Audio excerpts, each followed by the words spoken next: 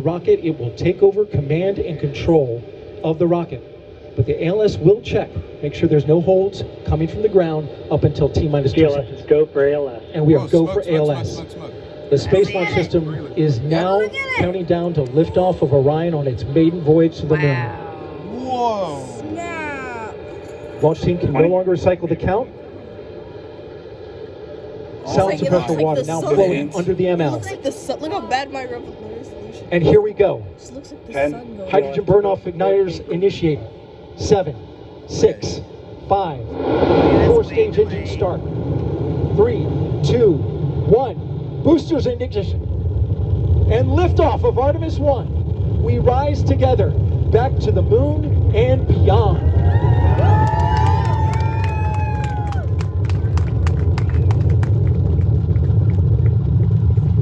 All 4 RS-25 engines on the core stage and 2 solid rocket boosters now propelling the vehicle at 128 miles per hour. Hearing good control on the roll from teams in Mission Control Houston. All good calls so far. Now 30 seconds into the flight of Artemis I. First milestone will be for the vehicle to pass through max Q at about 1 minute and 9 seconds into launch. This is the greatest period of atmospheric force on the rocket.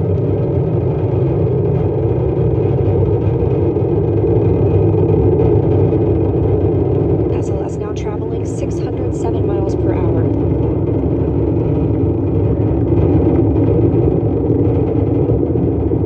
You're looking at 8.8 million pounds of maximum thrust. Quiet here in the loops in Mission Control.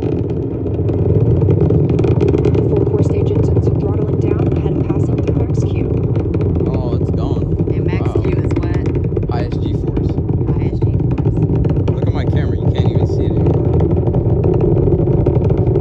I can see it. It's gone. Now 1 minute, 21 seconds into the flight, traveling at 1,420 miles per hour. The 4 core stage engines are back at maximum thrust. The next major milestone will be for the solid rocket boosters to cut off and jettison at about 2 minutes and 11 seconds into the flight, so about 30 seconds from now. Again, quiet here in Mission Control Houston as teams continue monitoring the flight of Artemis I. You can feel it now. We're now 16 miles downrange from the launch pad at Kennedy Space Center, traveling over 2,800 miles per hour. That's gone. Standing by for solid rocket booster jettison and shortly thereafter. Are they off? Wait. Hear it? Confirmation that the solid rocket boosters have Yeah, they're separated. These 177-foot boosters. Now the core stage continues to power the flight of Orion, all 4 RS-25 engines firing, traveling over 3,400 miles per hour, 46 miles downrange. 2 minutes and 36 seconds into the flight. Oh. Hearing nominal calls here in Mission Control Houston. It never got loud, don't worry. We've still got 4 good engines on the core stage.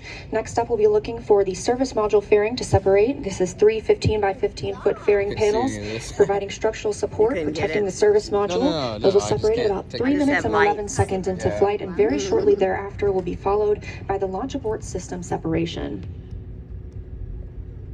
You can hear it. Just over 3 minutes into the flight of Artemis I, now traveling over 4,060 miles per hour, 83 miles downrange. We just had confirmation that the service module fairing has separated.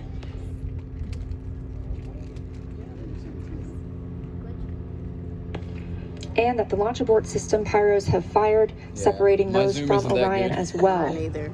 For future crew members, That is gone.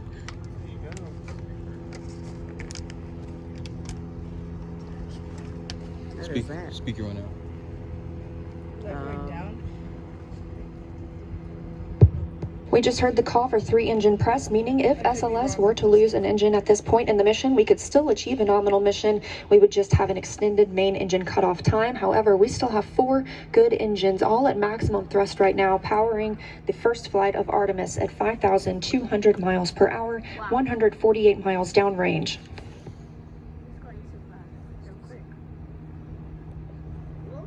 So is that it still? No, that dot, yeah. Is Bright that light. going down? We're 4 minutes and 16 seconds into the flight of Artemis I. See what? So far, Yeah. we've had a clean Remember, it's going ascent. 4,000 miles an hour. We saw those solid rocket boosters jettison